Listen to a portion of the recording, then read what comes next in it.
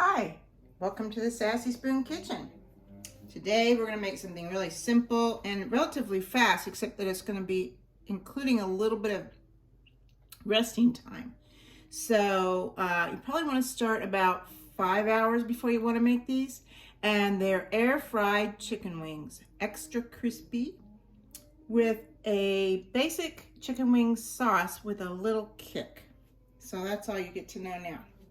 First thing is when you buy your chicken. Now I bought drumettes, and when my husband and I are eating the chicken wings, this is what we like because they're easy to hold on to.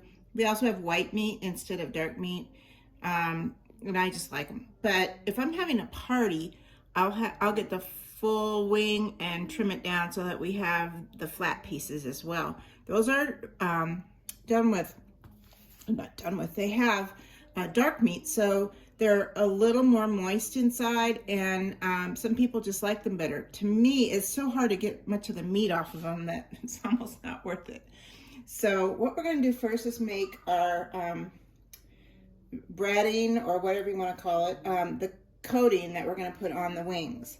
And I have a teaspoon each of ancho chili powder, and I'll put a link to this. I use it all the time for lots of things. A tablespoon of pepper, garlic, granulated garlic, and granulated onion.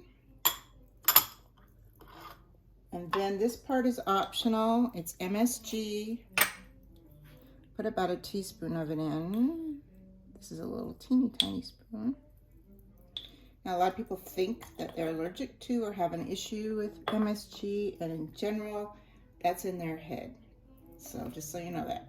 Then we're going to put a teaspoon of baking powder and a teaspoon of baking soda.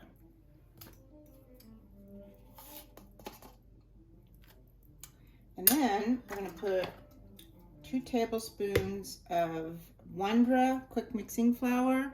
This is an experiment. I usually use regular flour, but I thought, I wonder what would happen if I put the Wondra flour, and instead it's it's finer and it mixes in easier. So I'm gonna put 2 tablespoons of this. That's gonna be our coating. Although it does have a little flavor in it, well, the main purpose of the coating is to crisp the outer edges of the chicken, the skin part of the chicken.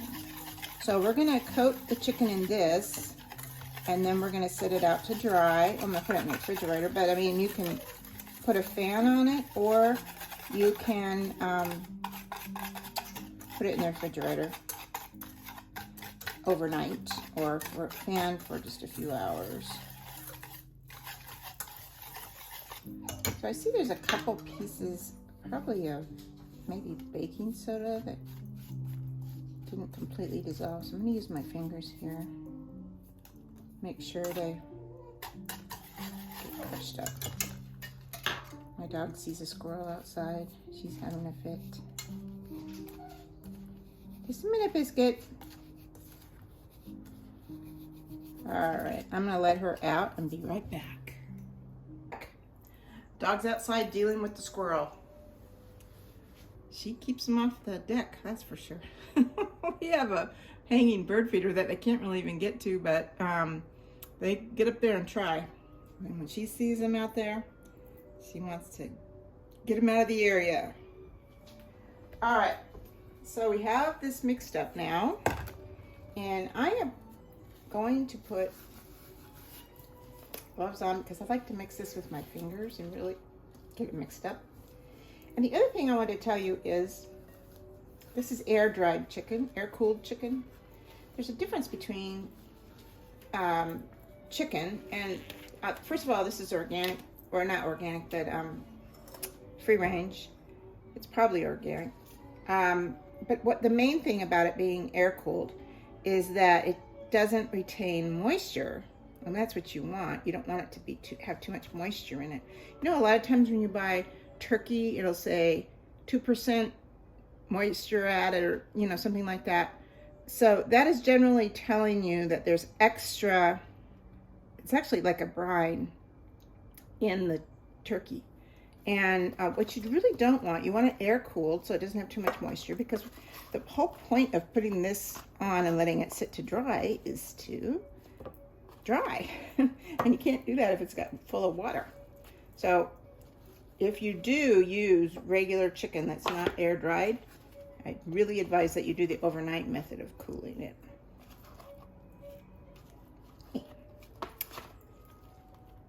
Okay, so what we're going to do now is just mix this all in, and I'll get it all rubbed in all the pieces, and then we're going to set it out to dry on a rack with some paper towel on it. That'll also help absorb the juices.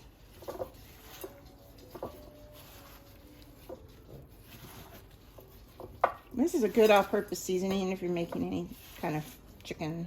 You can, without the flour and baking soda and stuff, just the seasonings if you want to just season some chicken, if you're going to grill it or something. But just basic. Okay, I think there's a little left down here. Yeah. That's why I like to use my hands, because if I see that there's still some at the bottom, I can get it and apply it. Because they're air dried, they're not very sticky, you know, with moisture. So this way you get, make sure you get all the, or as much of this coating on it as you can. Some people use breadcrumbs. There's all different kinds of coating you can put on it. Some people don't use any flour in the mix. Some people use only flour and none of the baking soda or baking powder. It really is to your personal taste. You don't want to use too much baking powder or baking soda, because that will leave a slightly metallic taste on your chicken. You really don't want that. Okay, we're about ready to set them on the rack now. This one doesn't have too much of it. Let me see if I can get some more in there.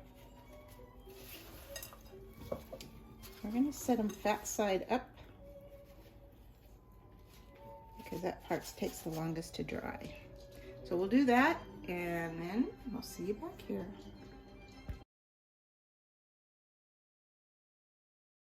Okay, they're all loaded in, and I'm going to close it up. Make sure you put that foil on the bottom too. Hit the power button, then the chicken button. That's 370, which is exactly what we want. But that says for 40 minutes. No, we don't want that long.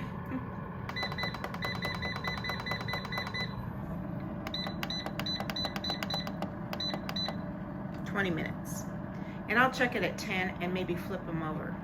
Okay, while they're frying, I'm gonna do the sauce. So I have 1, 2, 3, 4, 5, 6, 7 cloves of garlic. You could do 3, 4, 5, however much you want. A fresh garlic.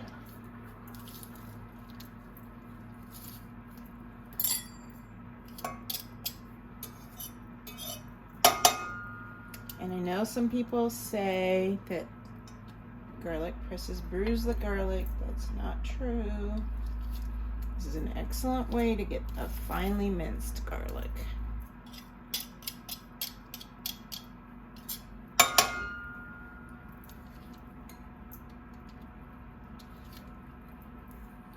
Now I don't want to cook the garlic in here. I just want to warm it up, because we don't want it fried. We want to take the raw taste out of it.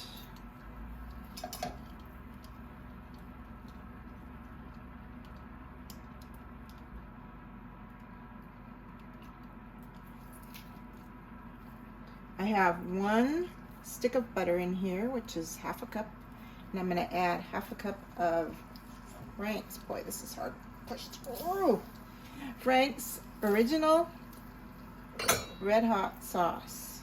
You can use other hot sauces if you want. Most of them have a lot more vinegar than Frank's. That's the only difference I've found in it. I'm going to add a little bit of lemon just because I have it sitting around and I don't want to throw it away. And I think it'd be fine in this to brighten it up.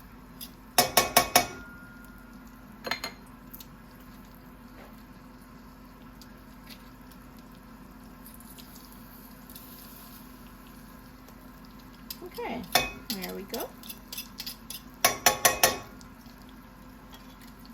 And I'll squeeze this lemon in.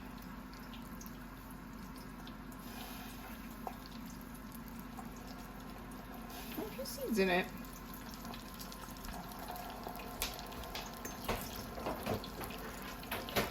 Okay, I'm going to turn this way down here. It's on low now. Get my whisk.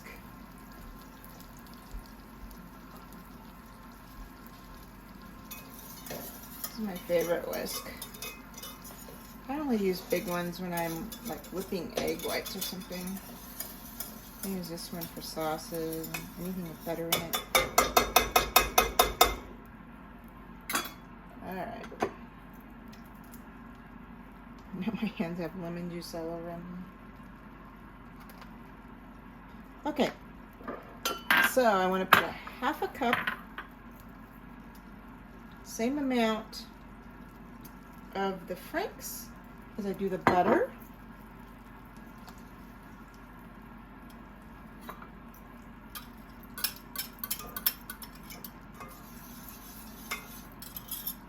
And then I'm going to add a little secret sauce.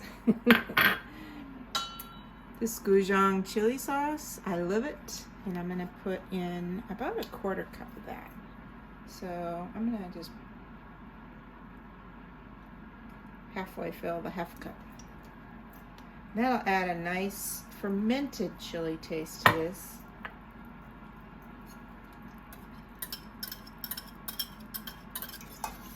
Without making it too spicy. If you want it really spicy, you could add some extra chilies, like you could put a couple of those dried Chinese chilies in here, or you could add some cayenne. But I don't like it too spicy. I like to taste the chicken, and my husband definitely doesn't like it spicy, so we're not gonna do that. All right, so that's basically done. I'm gonna let it just simmer a minute before I call it done, and then we'll mix it together with the wings when they're ready. Okay, we're down to our last minute here. We'll see if they're ready at last.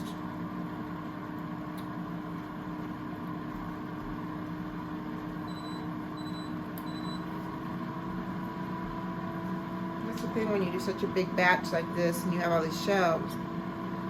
Every shelf has its own amount of heat that it gets, and the ones on the bottom usually don't get as much as the ones on the top, so you have to switch them around, and sometimes it takes another couple minutes or two to do the bottom ones, as in this case. Oh, but they're crisping. Can you hear that? Put my microphone down there. Okay, so I'm going to empty them out. I'll do the top one first. See if any fall in. Only 2, 3, 4, 5. Oh, all but one. Oh, they all fell in. Okay, great. And what I do is fill my sink with some soapy water. And down. Pour all the sauce in there.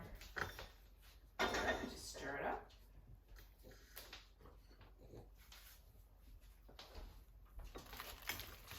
Oh, I lost one. Biscuit, no, that's not for you. Biscuit, no, it's hot.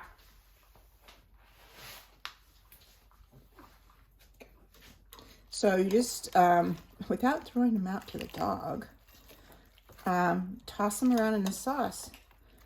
And they're coated pretty quickly. They suck up a lot of the butter and hot sauce pretty quickly. So that's basically it. And so here I have a plate ready with some carrots and celery. And I think I'll put about 6 on here.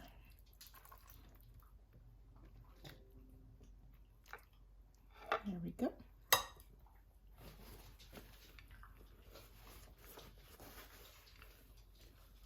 really do without paper towels. Okay, so there we go.